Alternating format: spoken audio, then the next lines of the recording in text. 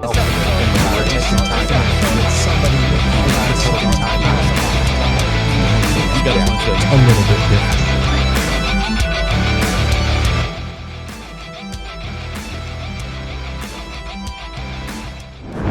Hey guys, a few months ago, I was sitting around watching one of my favorite television, well, let's be honest, one of my only television shows that I watch ever. And I stumbled across this woman on season 15 of American Ninja Warrior. Angela Fuller blew me away by her attitude on this show. And nothing went the way that she wanted it to go. Nothing went the way that she hoped it would go. But by the time this small segment on season 15 of this television show was over with, I was a fan of this lady. And then I get a chance to talk to her today. And I am more blown away by her today than when I saw her on the show. I learned so much from her in this episode that you're going to have some quotes to take away. You're going to be able to learn a few things from her as well. In fact, she probably describes this podcast better than I can describe.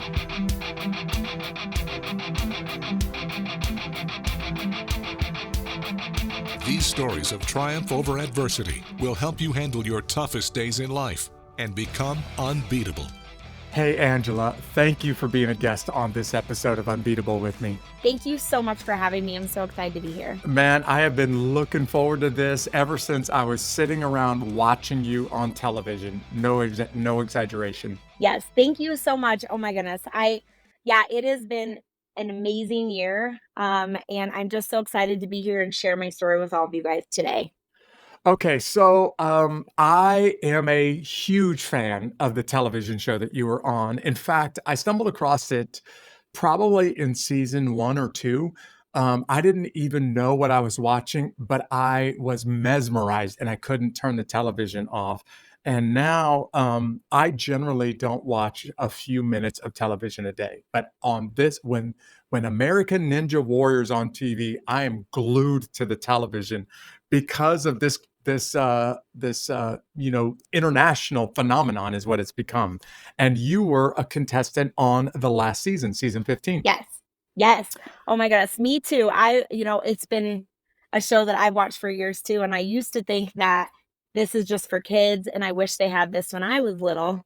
And actually seeing another mom hit a buzzer is what started this dream for me. You did? For real? Yeah. Yeah. Yeah, Nice. because when you watch it, it's mostly kids. And you definitely are like, wait a minute. And it was a 42-year-old mother that I saw. And I was 42 when I was on the show. So, yeah. How about that? So when she says it's mostly kids, she's talking about, people in the prime of their life, 18, 20, 25 years old that are exceptionally fit athletes. Angela, there's lots of people that are watching this episode on YouTube or listening around the world. They don't have access to the greatest television show in all time, American Ninja Warrior. So I need your help to tell them what this television show is, and more importantly, tell them about the course that became a phenomenal television phenomenon. Yeah. So this season actually was the first season they allowed 15-year-olds, or actually last year they did. So they now allow 15-year-olds, and I actually have a 14-year-old. So that made this extra special. All right. Yeah. So Nice. I was on the show with kids my age. I even had moms saying, wait a minute, which one's your kid? And I was like, oh no, I'm on it. So that was really special. But yes, the show has gotten extremely difficult. If you've seen the course, this was the hardest course this year that I've ever seen. They even had racing. So it's obviously been around for years. You submit a video. It's a 3-minute video, and you show your athletics and you tell your story. And that's how you apply. And I found out there are 70,000 people that applied. Yeah. And you also fill out an application. So I actually have been applying for 4 years. And I called it my 4th and final year applying this year. But yeah, it was the ultimate. And this year they only took 200. And so for me, it was like, oh my goodness, if I could get on it this year, like they definitely took like the top of the top athletes from around the world. So to get this honor at 42 years old was huge. Okay, 70,000 people. This is for all the moms that are riding in their minivan right now with the kids screaming in the back seat. I need them to hear these numbers again. 70,000 people apply, and all 70,000 of them, let's face it, are pretty impressive to begin with. And the television show only accepts 200 people to even attempt the preliminaries. But still, lots of people have never seen the show, so they don't know what this course is. Can you just, in very generic terms, describe what you're being asked to do in the American Yes. Ninja Warrior course? So there's balance, there's agility, there's a lot of swinging obstacles. It's all over water too. When you show up on set, you compete overnight. So I think that's people don't understand that it's filmed at Universal Studios Hollywood. So like I ran the course at 2:30 in the morning and it was freezing cold. It was 38 degrees and like everything was wet. So not only are you guys you're running this really difficult course, you start off with balance and then you go to a swinging obstacle, you end with a warp wall. And so it's you have to have a ton of endurance, but also you have tons of people watching. There's cameras everywhere. They're all in your face. Um, it is pretty incredible. And the biggest thing I would say is also like managing your adrenaline because being out there in front of all these people, your family's on the sideline, there's people watching you on a video. Um, so, and also you can't use chalk. That's another thing a lot of people don't realize. So, if you guys have ever done any swinging, no chalk, that is very difficult. And like for me, by the time I ran, all the obstacles were wet. So it was kind of wipe out when I ran the course, Yeah, but it is a huge yeah. And then by the time you only one girl hit the buzzer the evening yeah. that I competed in. So By the way, if you're driving and listening to this and you're not watching the YouTube version, she's wearing the American Ninja Warrior yes. logo right there on her jacket. I fell in love with this show because in the Best Ranger competition, lots of the audience is aware of me competing for years. My favorite event by far is often considered the world's most difficult obstacle course. So it's in the obstacle course is located in the military base in Georgia where I lived, and it's 2 miles of obstacle. It's obstacles spread over a 2 mile course. Once the buzzer starts, you're timed for the entire distance of the course, but you're also timed and critiqued on getting up and down the obstacles. And if you fail an obstacle or if you can't complete the course in time, you basically lose the competition. It's just one of many events in the Best Ranger competition. So, Angela, I held the world record on this obstacle course Wow. for about 5 minutes. Literally, I have been training for probably 5 years on this obstacle course. I gave it with my partner everything that we got. We set the world record on this obstacle course, and not 5 minutes later, another team came in right behind me and beat my record by like 3 seconds. And I think they still hold the record on what I call the long course, the longer distance of the course. But I can at least say for about 5 minutes, I held the record on the toughest obstacle course in the world. So my only record on American Ninja Warrior was I'm the oldest female ever from Colorado. Okay. um, I will say, yeah, there is you know what I think the other thing, we don't touch anything. So they like Yeah. walk you through the course and you just go. So yeah, I trained 5 years to have it all over in a few minutes. um, but I think the coolest part about my story was just being there. I Yeah. won. Yeah. I won. I want everybody to hear what you just said again. You spent how long training for this one thing? 5 years. Yeah, I spent about 5 years training. And it took 4 years to get on. Yeah, and 4 years of it was begging the show's producers to Yes. let you on. Yeah. One of the reasons I was mesmerized by this show is because I really believe American Ninja Warrior, when you put all four of the stages together, it's probably more difficult than this obstacle course that I set the record on for 5 minutes. The grip strength that it takes to just complete one phase is insane compared to, all of them. And then of course, finally the big tower at the end.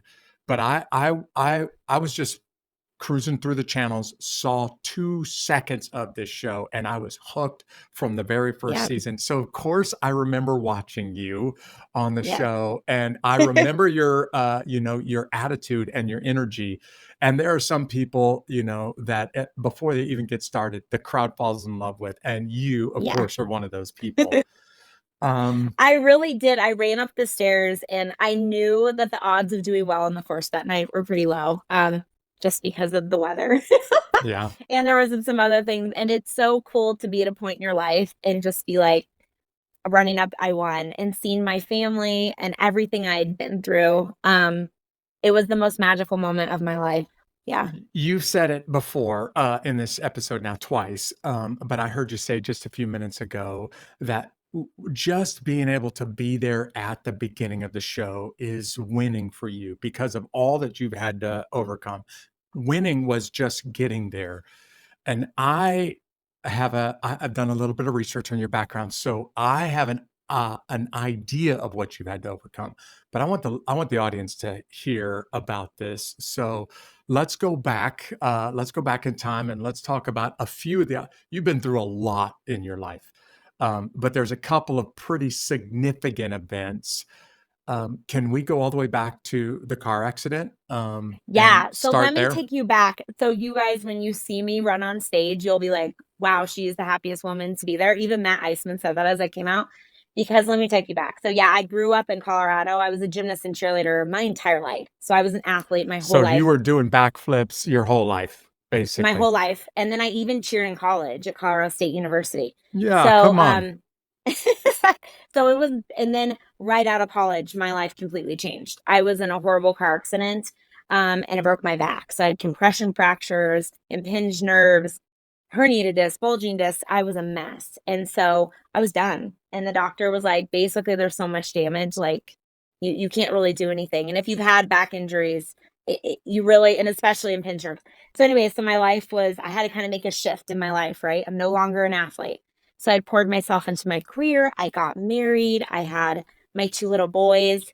During my second pregnancy, I actually had to go on disability at 20 weeks. He herniated 2 more discs. Oh my So I could no goodness. longer walk. I was in horrible pain. What? Yeah. So right after I had him, he was actually a preemie in NICU.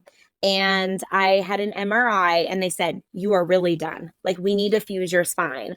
Like, if you do anything Yeah, more, you're going to blow these that's discs. right. And Yeah. I'm like, wait, what? I'm 31.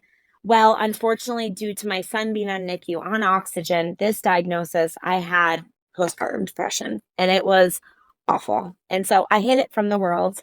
Um, but it was really difficult. I was at home with not only my newborn, but my toddler's other son, who was 2 at the time, and I completely hit rock bottom. And I remember thinking, and my kids would be better off without me.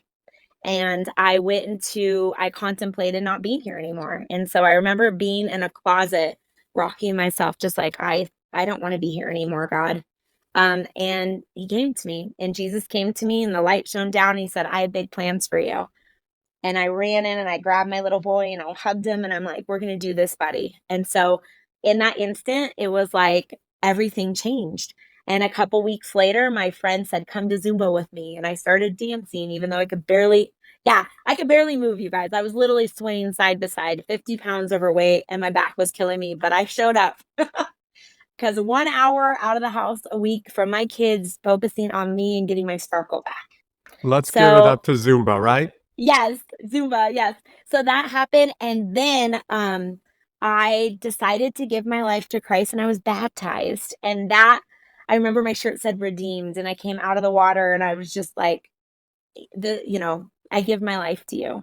Yeah. And but the biggest pivotal moment was my best friend called me and said, "I have stage 4 breast cancer." And, it destroyed me, but it was the wake up call I needed to be like, wait a second, I'm going to fight for this. Like, I've been given this diagnosis where like my active life is over, but if my friend can fight the worst cancer ever, I can fight too. And so I hired a nutritionist and PT, and I got all the weight off and the back pain vanished. No surgery. What? Yeah. Wow. And it was a complete miracle. And so that was kind of where it was like, oh my goodness, if God can do this, what else can I do? Yeah. And Yeah. so ever since I was little, ever since the accident, every night I dreamed of flipping and flying again. And so I was like, all right, let's set up some goals here. I had 3 dreams. Return to the field at Colorado State and cheer and tumble again and stunt.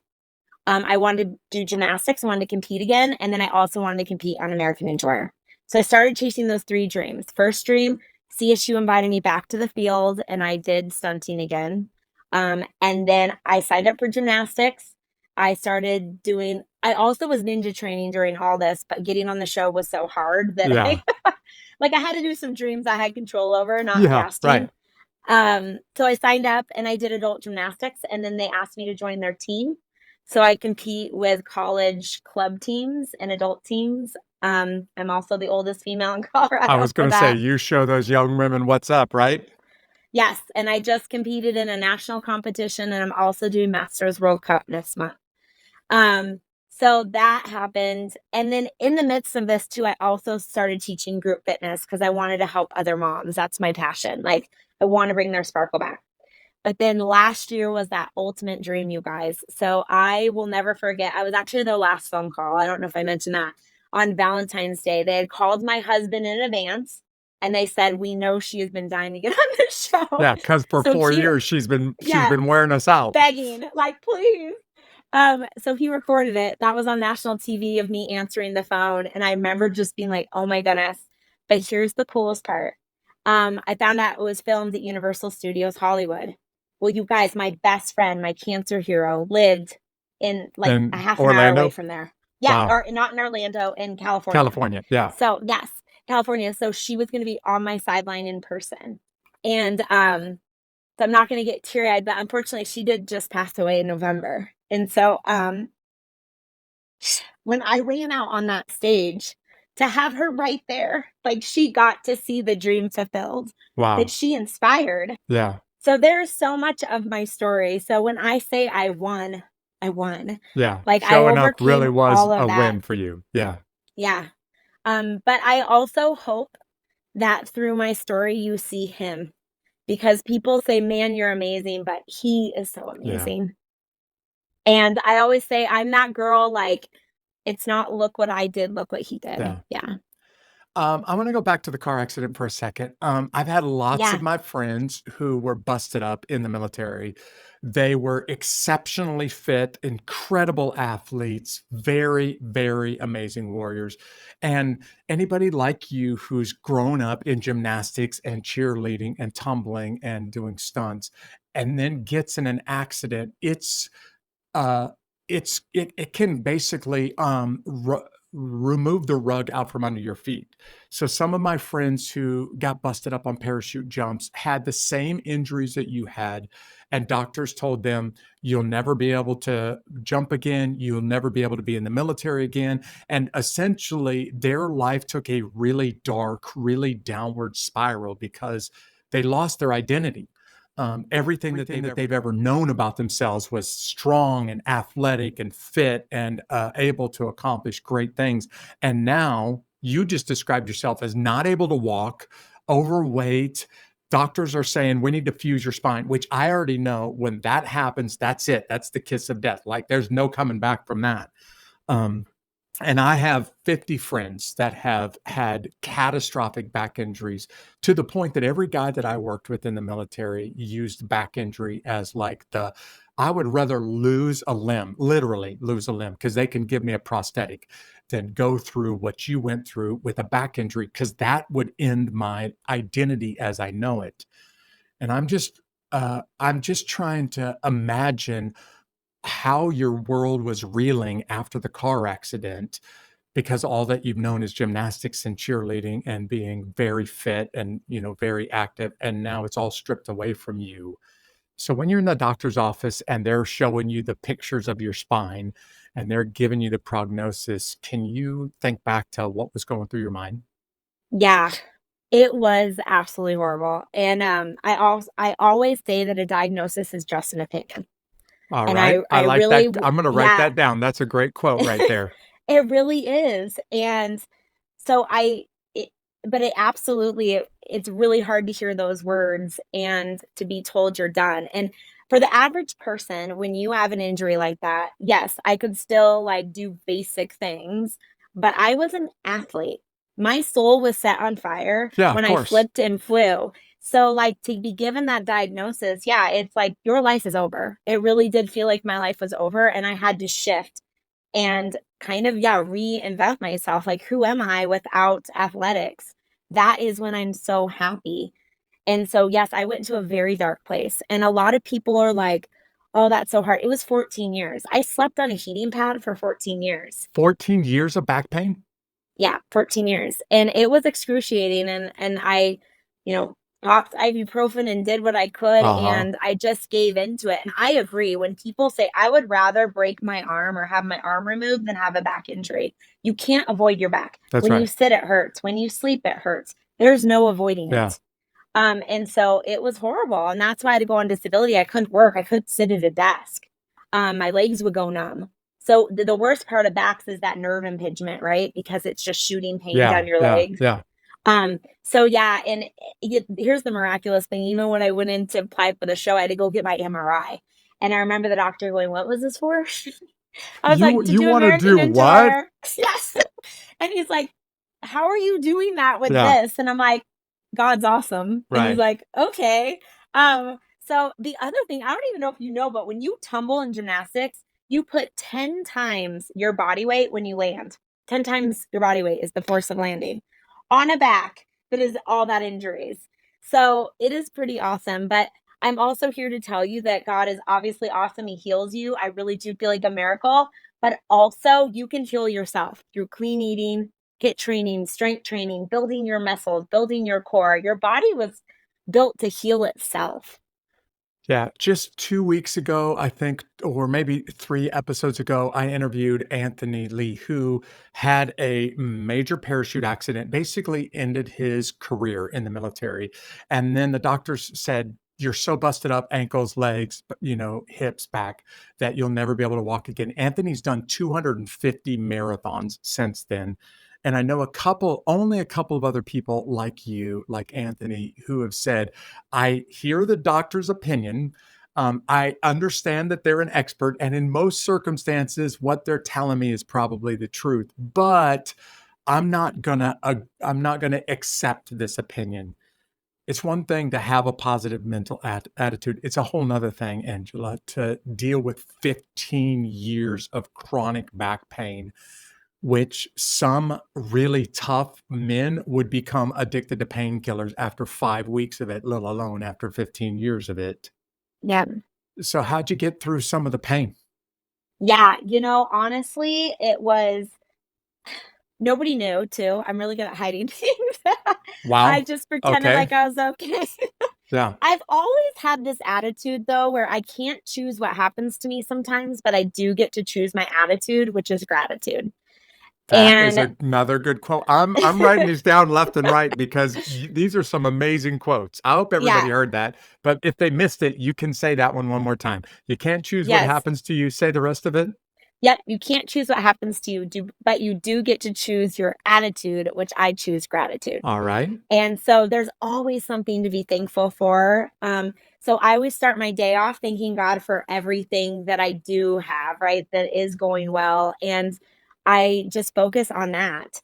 And so I was so blessed. I had two healthy babies. I was married. I had all these amazing blessings in my life. So that is what got me through the day and focusing on all the things I could control and what I could do. And so I absolutely do believe it was my faith, in just knowing that, I couldn't change my circumstances, or at least I thought I couldn't at the time. But God had to give me a big wake up call, and it was my best friend. And I will tell you this right now: when you have it was so she fought it for almost 7 years. When your best friend is fighting terminal cancer, it Yeah. changes you It forever. puts a You're lot of fighting things with into them. perspective, right? Yeah. So those nights that like I don't even feel like going to the gym, it's snowing, I'm tired. I think about what a blessing it is that I woke up alive and I woke Yeah. up healthy. And that is it's my discipline. It's not my motivation, right? Motivation is fleeting. Discipline is what you have to have to excel and do these exceptional things in life. But having that overall belief, in God and in yourself that you can rise above anything. Yeah. Um, the postpartum, there Yeah. are many women who will struggle with this to some degree or another. I remember years ago, this has been more than a few years ago now, when doctors were, there was a medical discussion about this, like, is this even really a thing, right? And some people thought that it was just a phenomenon that didn't really exist. And finally, years ago, the medical community came out and admitted, yeah, this is real. This is really serious. And for a lot of moms that I've talked to who have gone through it a little bit or gone through it a lot, it is one of the scariest and most difficult things that they've ever experienced in their life. I'm talking incredibly competent women who've had a baby, had postpartum, and their life was just turned upside down. And it was, in some cases, more than they could handle. So, can you describe your pregnancy exasperated the back problems, but the challenges that you went through with postpartum, and I'm not asking you to talk about, what was going through your mind, but now I'm thinking, I can't tumble, I can't flip anymore. All the things that I've loved and I've really found value or identity in is now gone. And I'm struggling with something that I don't even know how to get my arms around. Can you, for a moment, just talk to some moms that are or some ladies who have never experienced that, but maybe one day might? Yeah, absolutely. It's definitely something it's really hard to talk about, right? And I hid it from everybody because I was very shameful that I was feeling these things. It was overwhelming. I could not believe what my brain was doing, to Hey, be honest. Angela, can I stop you for a second? Yeah. What was shameful about this? What prompted you to hide it? Because I think a lot of ladies will have the tendency to try to do what you did. Yeah, So why I did you hid hide it it? the two reasons. One of my actually friends at the time lost her baby while we were Oh, pregnant man. together, Yeah. and I was Oh, like, "Well, gosh, I have a healthy baby, I should be I happy." got no That reason to be there. Yeah. Yeah, sure. So there was that. I had survivor's guilt. My Uh-huh. baby's okay. I should be the happiest person ever. I just had a baby and I mean, obviously he was on an oxygen NICU, but he was here, he was Yeah. healthy. But also just like those I thought they'd take my baby from me if I'm totally frank because I was thinking that my child was better off without me here. I thought I was not the mother for him. He had a lot of struggles. He cried all the time. He had severe colic. And so it was a bad situation. I feel very lucky because I actually did reach out to somebody to help him, and I remember her coming into my home and saying, "I'm here for you as much as I am for him because these are the babies that moms hurt." And I was like, "Wait, what?"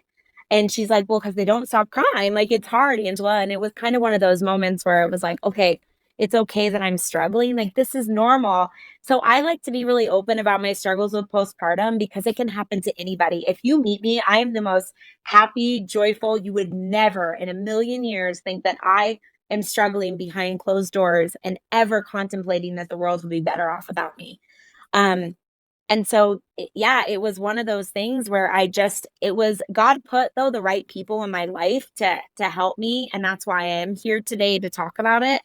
Um, but I want to tell moms that are struggling, the number one thing is focus on self love. I always use the airplane example. You put the oxygen mask on you and then the child, right? But so you have to focus on self-love and care. And if you have a baby, getting out of the house every other day for an hour just to focus on yourself and love yourself is so important. And so you can't pour from an empty cup, all those things. It's so darn true. And yes, Zumba, 1 hour to like not think about being a mom for an hour and love myself and hear the music. And so I just want to tell moms it's okay and you need to get help. And there's so many people and so many resources. And I work with a lot of resources. So if you are feeling this way, feel free to reach out to me and I can put you in touch with them, but do not feel shameful. It's Yeah. very normal to have postpartum depression. Thank you, Angela. That's what I wanted people to hear. It's okay. And actually, many ladies go through it, so there's not something wrong with you. But more No. than anything, I wanted them to hear from your own mouth, get help, because postpartum can take you down a really, really bad road. And I didn't realize that you had a baby with colic, which means that every time the child's crying, you're feeling like I'm a terrible person, I'm a terrible mother, I can't live up to what this innocent human being needs from me, let alone what the rest of the world expects of me.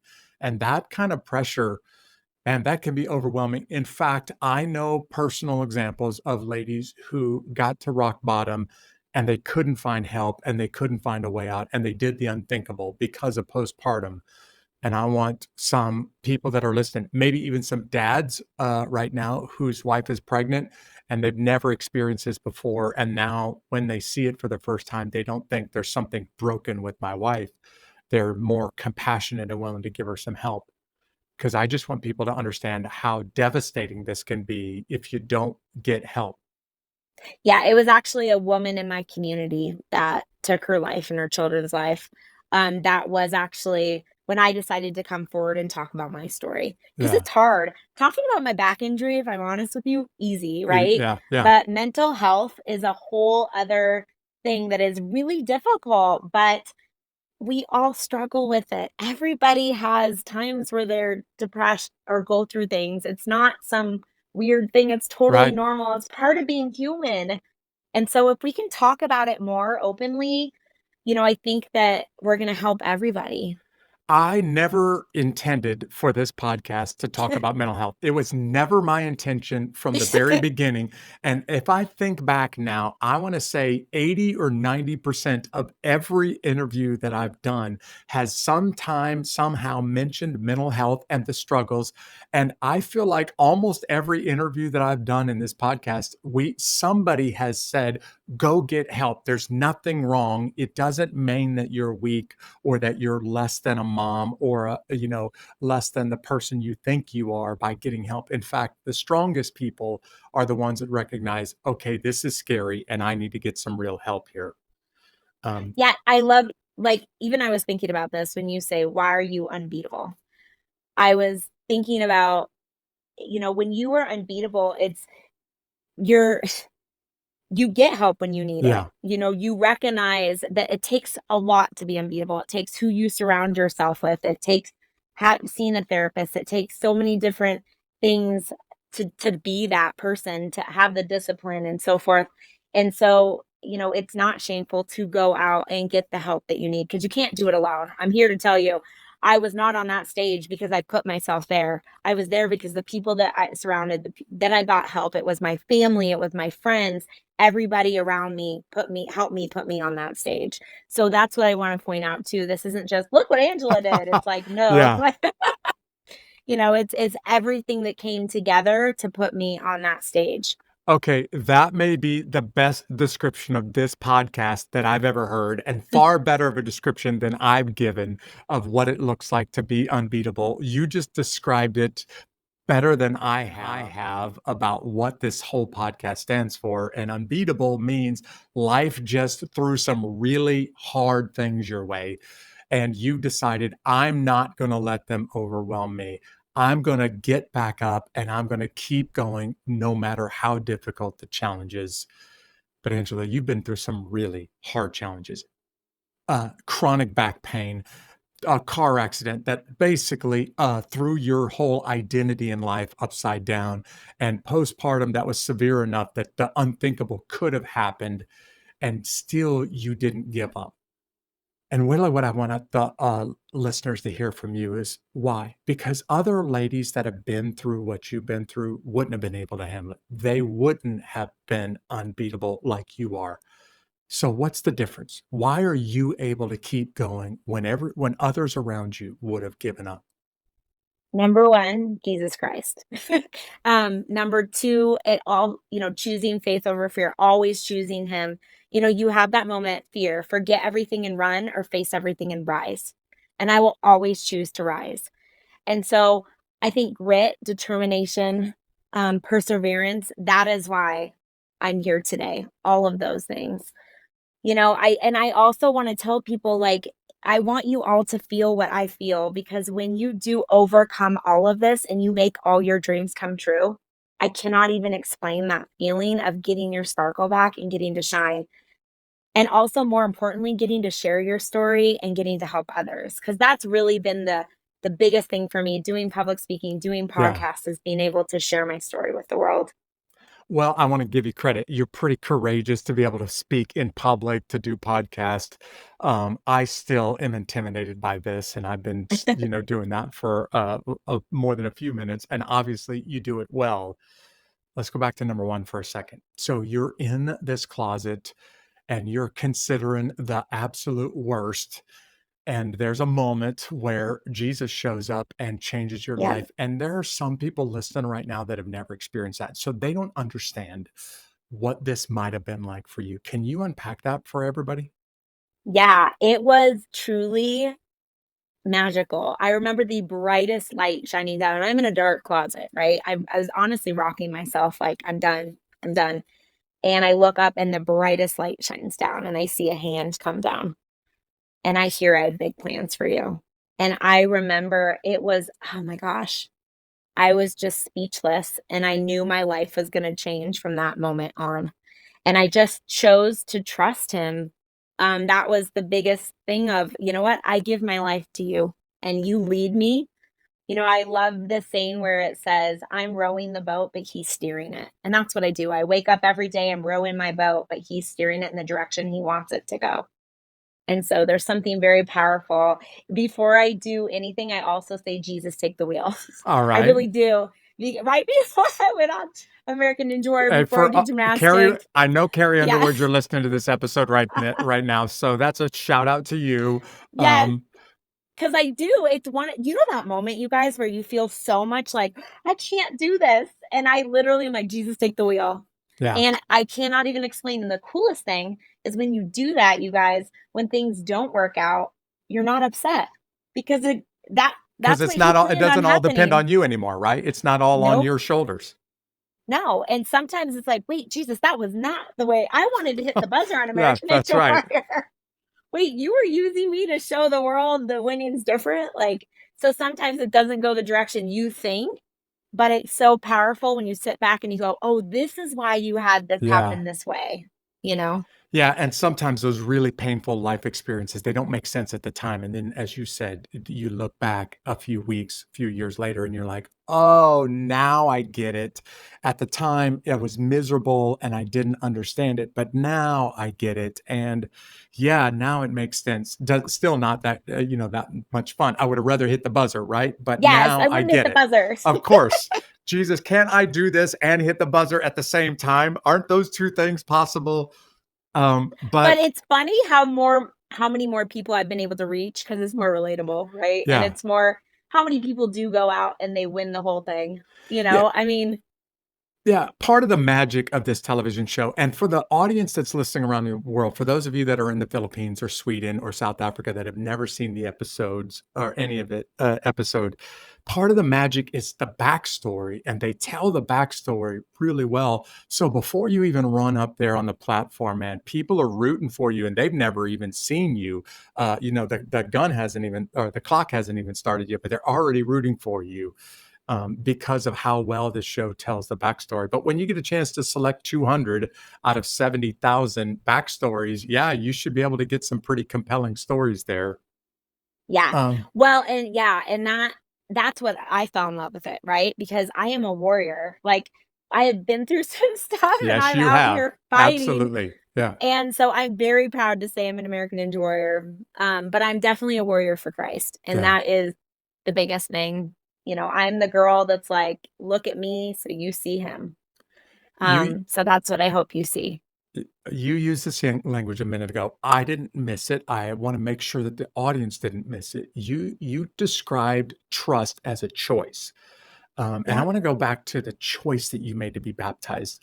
There are a lot of people that, for them, faith, it basically boils down to I accepted a couple of facts from what a priest or a spiritual leader told me as the truth, but it's not the making the choice to trust. So you used this language a few minutes ago that your baptism was a really, really big event in your life. Really big Can event. can you describe what made that such a big deal for you? Yeah. So first of all, I was baptized with my husband, Oh, that's which, awesome. yeah, which was really special. I was That's baptized as cool. a baby, but I Yeah. never accepted him myself. Like I felt like I was more dedicated as a Uh-huh. baby. Yeah. And I wanted to make that decision to have that personal relationship with him as an adult. I'd hit rock bottom and I was like, I can't do this anymore. I really was at that point where like, I can't do this on my own. I need you. I need you in my life. I want you to take over my life. I want to put everything into you. So like I remember the Sunday they had done baptism, like, I don't know, a couple months before I was baptized. And I pictured myself running down and jumping in the tub. That's Doing a how ready I backflip was. into the water, right? Yes. And my husband's like, I don't think you can just run down and Yeah, jump in they're the not tub, going to honey. let you do a Yeah. backflip into the water. So I was like crying, in the just bawling. And I was like, Dep, it's time, it's time, it's time. And that was the day I went after service and I signed my husband and I up together. So that was pretty magical. My boys were there watching. Oh, that's And cool. yeah, I was ready. I was ready to put it in his hands. I felt like I had been fighting alone for so many years and it was exhausting. And I knew that I couldn't do it alone. And I cannot even tell you guys. I remember, like I said, my shirt said redeem when I came out of the water. It was the most magical moment where I just knew my life would never be the same. And it's so crazy now to look back, 8 years later, like, look what you did. Yeah, look at the change, right? Oh my goodness, you're awesome. And so, like, I just love being on here, being able to shout from the rooftops how awesome he Yeah. is. And if you believe and give your life to Christ, he can do extraordinary Yeah. things. I am convinced what Angela is saying is true because I've experienced it myself. I've seen it in thousands of lives around me. And the people that have had this overwhelming experience where they've been redeemed, they'll look back on it and say, I could have never imagined in a million years that this much change was even possible in my life. And I can't take credit for any of it. Um, No.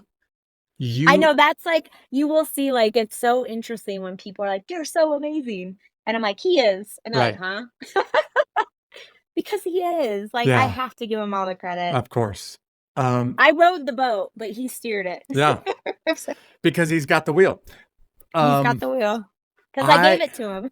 yeah, I love the, language of fighting alone, and that really is what life feels like without this radical life change by Jesus, right? You're doing your best to fight, but I really feel like for most people, without the faith that you and I share, it feels like fighting the wind alone. You can punch until you're exhausted and fall down, exhausted from punching at the wind, but you're still fighting alone and you're still fighting against the wind and nothing is going to change it. And then all of a sudden, in your case, in a closet at rock bottom, Jesus swoops in and he starts to do the fighting for you. And you and I don't have to do the fighting anymore because he's taken care of it for us.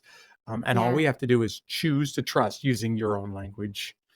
Yeah. Um, And that's why, like, even on the show, if you see my shirt say Faith Over Fear, that's my logo. It's a cross with a girl in a handstand. And so I always say that to people is every day I think about that. I'm choosing faith over fear yeah. because fear is crippling and fear is really hard. And look at the world right now. It is scary. Oh, And yeah. so that's the only thing we can choose is choosing to trust him and choose our faith. Um, I don't want to spend a lot of time here because I know this is still fresh for you, but you watched your friend fight a battle for 7 years against breast cancer. And I don't want to talk about how the battle ended, but I would like people to hear a little bit more from you about the way that this caused you to start to look at your life differently. Of course, anybody who sits in a doctor's office and gets the cancer diagnosis personally, they're going to inevitably live, the rest of whatever the rest of their life looks like different because now they've just been given this wake up call. But not everybody, not the friends of people that have been given that diagnosis don't experience what you've experienced. So can you talk to some people who have never been through those circumstances about how this really challenged the way that you were looking at your own life? Absolutely. So she was my best friend since I was 16. So we grew up together and we're the same age. So when she was diagnosed, I think we all feel a little invincible. Like this is never going to happen Yeah, to us. We that's hear right. about other Yep. people, right? So when it's your best friend and it's terminal, it's one of those things where everybody, the family and friends, the closest ones, if you had had somebody diagnosed, you were diagnosed too. Yeah. You are fighting with them. It's just part of it.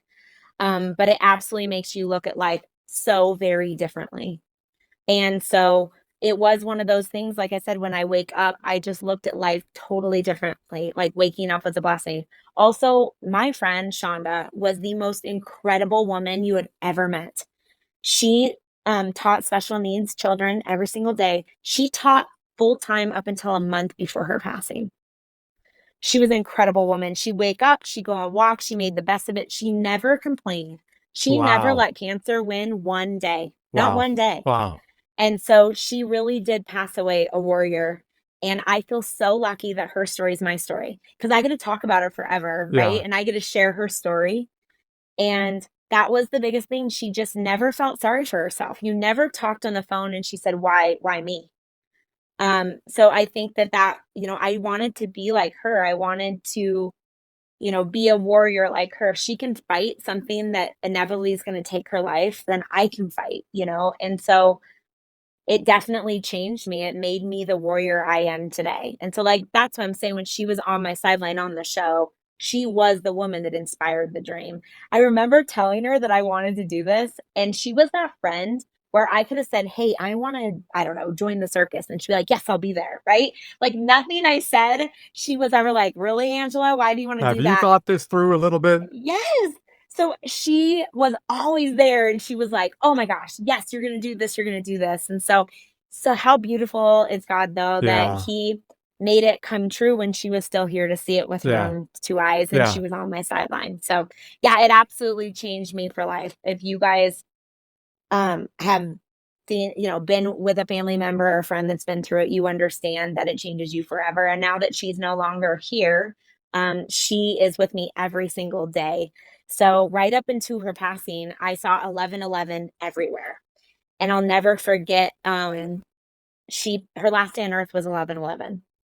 And I see it everywhere now, and it's like her talking to me still, and, at my last gymnastics meet, I hate the balance beam, and I was really scared before my event, and I looked down at my phone and it was 111, so 111, 1111, it's like she always talks to Yeah. me. Lets me know she's there. I So, wouldn't want anyone to have to go through that kind of loss. But what you're describing about this woman sounds incredible. Just the attitude that she had.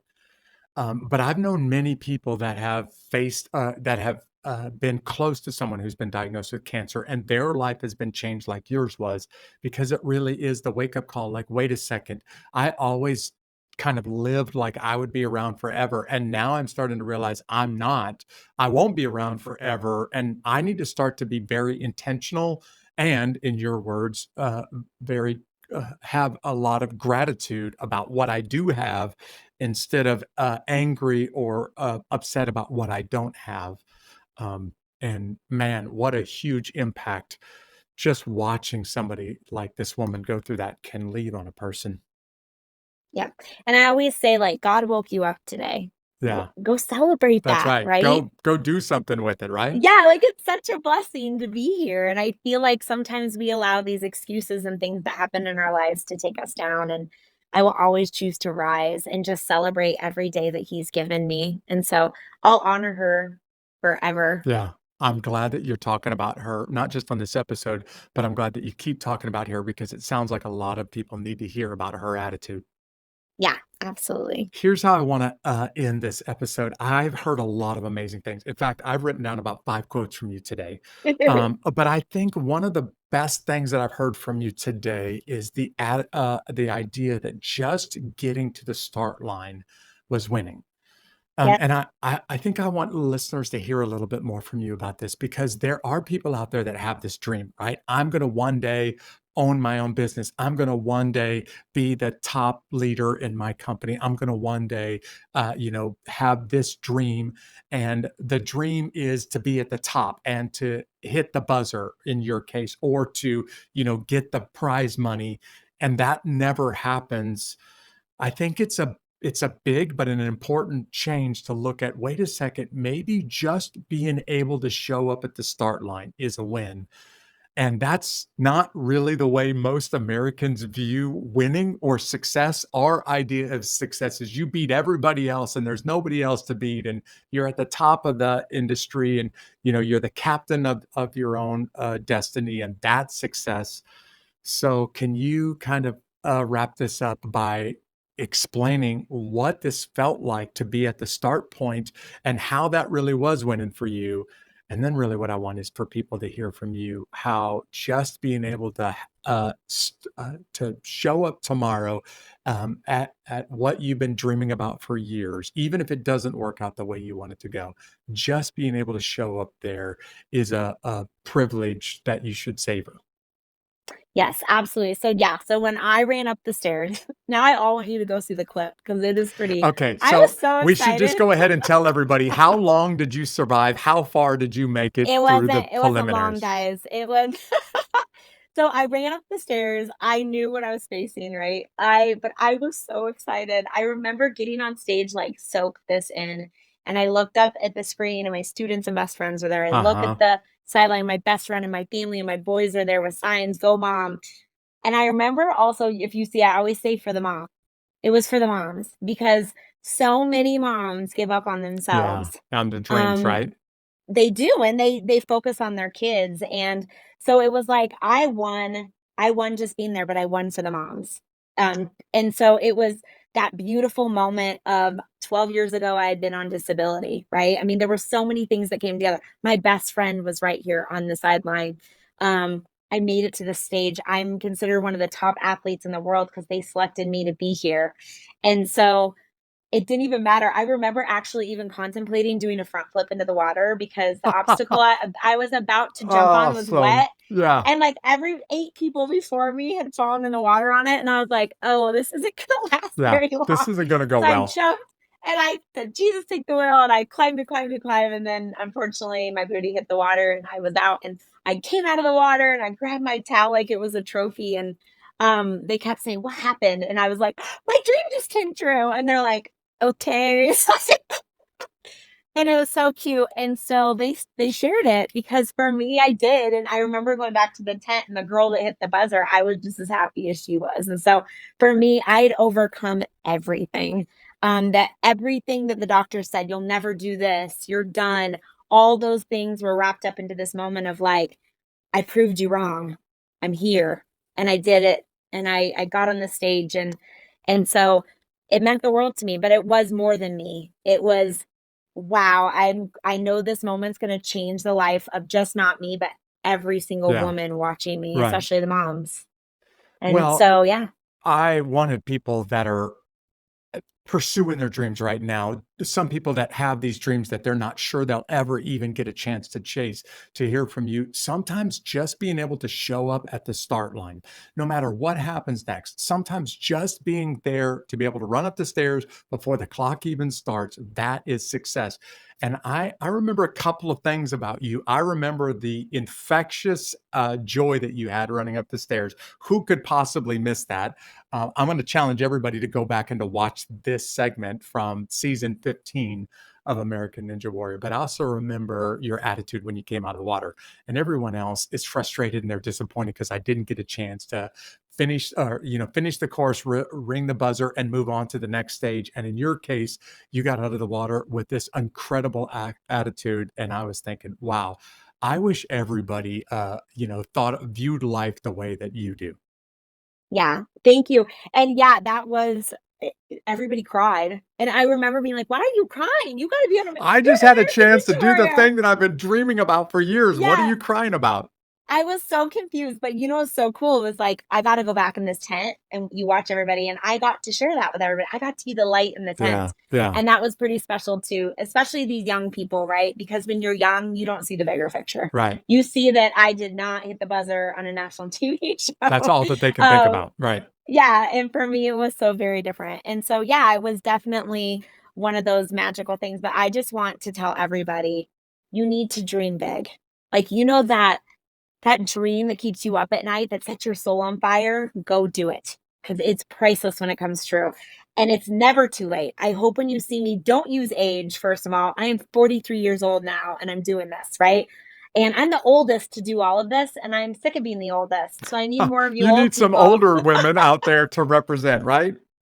Right, I need some older women to join me. And then also it is like never give up, you guys. Like it took me 4 years.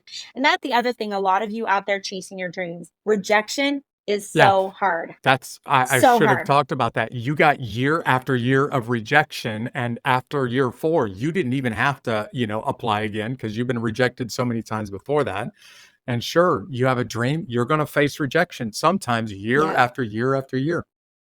Yeah, and so keep going Yeah, because that moment when they call you and you're like, "Oh my goodness," because a lot of people don't go 4 years. yeah, I know somebody said, "Would you have kept going?" Probably because I envisioned myself like God put it in my heart, like this. I'm going to be an American Ninja Warrior. Like I can't even explain it. And so, yeah, just keep going and never give up. And just remember that sometimes it's not going to turn out exactly that's the right. way that Yeah, you think it's going to be. But remember always that you get to choose your attitude. That's the one thing you have control over in life, and always choose gratitude. yeah. Angela, I couldn't Yeah, say it any better myself. Thank you for being a guest on this episode. I'm thank excited. you. I'm fired up just by talking to you. And I know a lot of people are going to be listening to you. So thank you for your time. Thank you so much for having me. I wrote down so many quotes from Angela today, and I hope you heard a couple of things that will stick with you for a long time. Maybe one of the things that I'm going to remember most is the way that she describes fear. You can either use fear as forget everything and run, or you can approach fear like Angela does, face everything and rise. And I love this woman's attitude when it comes to obstacles and pain and fear. And I hope you do too. She described this podcast better than I can describe it when she described the resilience and the strength that it takes to get up and to keep overcoming obstacles. That's the reason why we created this podcast in the first place. And if you stumbled across Angela's episode for the first time, there are a lot of amazing guests like her. Why don't you go ahead and subscribe on YouTube or your favorite podcast platform and go back and check out some of those earlier episodes, because there's some pretty incredible stories like hers that we've already talked about, and there's some amazing guests coming up. Hey, you can also stay in touch with us on social media. If you search for @Unbeatable Podcast on pretty much all the social media platforms, you're going to find us, and you're going to find some regular content that we send out just to keep you going and to keep you motivated, and or using Angela's language, to keep you rowing when the waters get rough. But you're also going to find some amazing people that you can connect with. People like Brendan Heckman, who's our guest of the week this week. And Brendan, I just want to say thank you for being a part of this amazing audience. Thank you for being so connected with us. I got one final way for you to stay connected. And this is me delivering content directly to you as part of the Unbeatable Army. That's our totally free email list. And if you're interested in joining this list and getting content from me regularly delivered to your inbox, just go over to unbeatablearmy.com. I want to thank you for listening to Angela Fuller on this episode of Unbeatable. And I'll see you right back here next week. God bless.